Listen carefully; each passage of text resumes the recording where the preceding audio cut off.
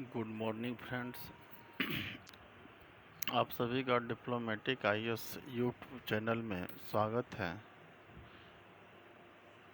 आज हम modern history से संबंधित एक न्यू लेक्चर लेकर आया हूं। जहां तक मुझे याद है कि पिछले क्लास में हमने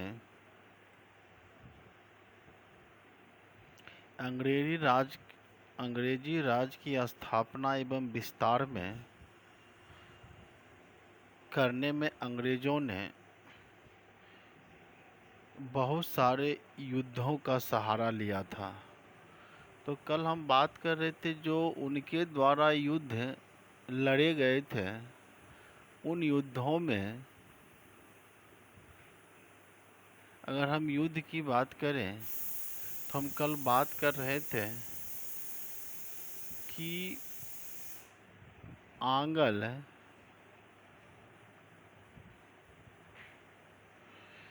कर्नाटक युद्ध।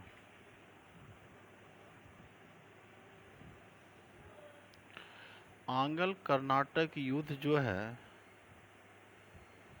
अंग्रेजों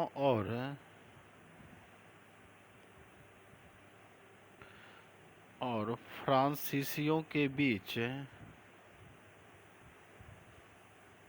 लड़ी गई थी। कुल यहाँ पर 3 युद्ध होते हैं।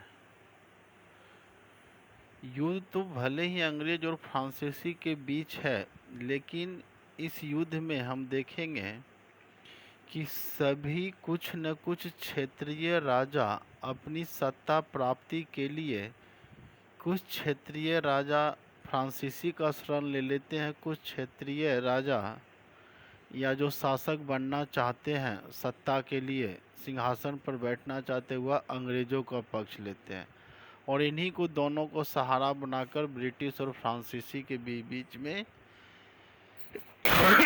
युद्ध हो जाते हैं। तो आज हम थोड़ा सा पहले आंग्ल कर्नाटक युद्ध देखें। तो देखिए, प्रथम जो कर्नाटक युद्ध होता है यह आपका 1746 से 48 के बीच लड़ा जाता है। तो इसको हम थोड़ा सा जानेंगे कि इसका युद्ध का कारण क्या था।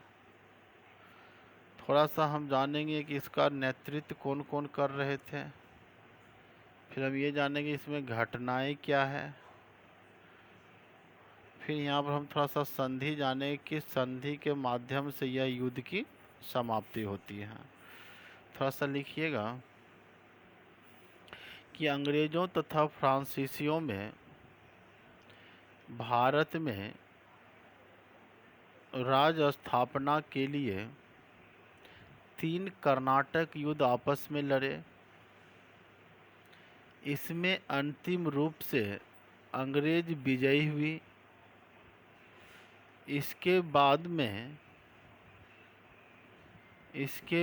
में ब्रिटिश बड़ी शक्ति बनकर उभरे।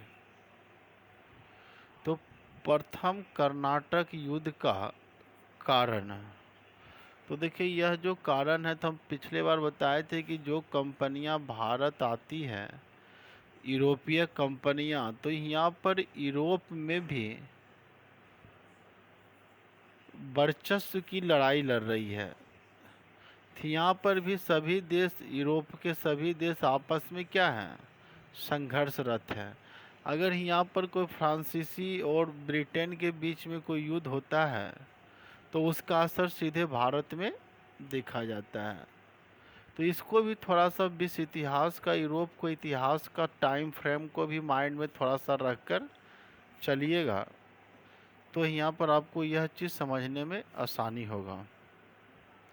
तो कारण में लिखिएगा, यूरोप में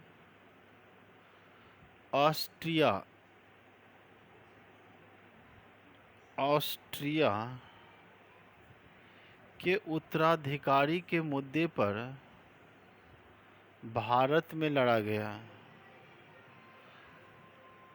यानी कि ऑस्ट्रिया के उत्तराधिकारी के रूप में उत्तराधिकारी के कारण यूरोप और ब्रिटिश के बीच युद्ध होते हैं, और वही युद्ध यहाँ पर भी देखा जाता है। इसका नेतृत्व देखिए, इसका नेतृत्व जो है अंग्रेज़ों के तरफ से बर्नेट इसका नेतृत्व कर रहे थे, और फ्रांसीसी के तरफ से डुप्ले इसका नेतृत्व कर रहे थे। घटनाएं क्या होती है, थोड़ा सा घटनाएं, एक तो यूरोप में घटनाएं होती है, एक घटनाएं भारत के सापेक्ष में देखिए। युद्ध में फ्रांसीसियों का पलड़ा भारी रहा। डुप्ले ने मद्रास के अंग्रेजी किलों को घेर लिया। अंग्रेजों की आत्मसमर्पण करना पड़ा। युद्ध बंदियों में लॉर्ड क्राइव यानी कि बहुत सारे ब्रिटिश को बंदी बना दिया गया था। लॉर्ड क्लाइव भी एक युद्धबंदी के रूप में था। डुप्ले ने चालाकी से कर्नाटक का नवाब है अन बुरुउद्दीन को अपने पक्ष में करके जीत हासिल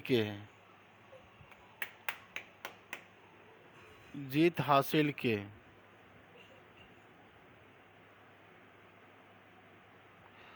परिणाम में लिखिए। परिणाम में क्या होता है, एक संधि होता है।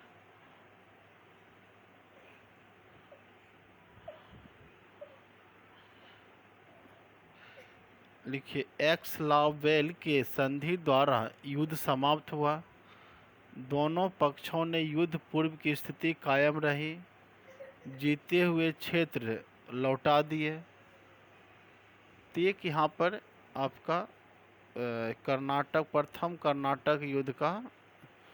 उसके बाद देखिए द्वितीय कर्नाटक जो युद्ध है यह 1749 से 56 के बीच लड़ा जाता है।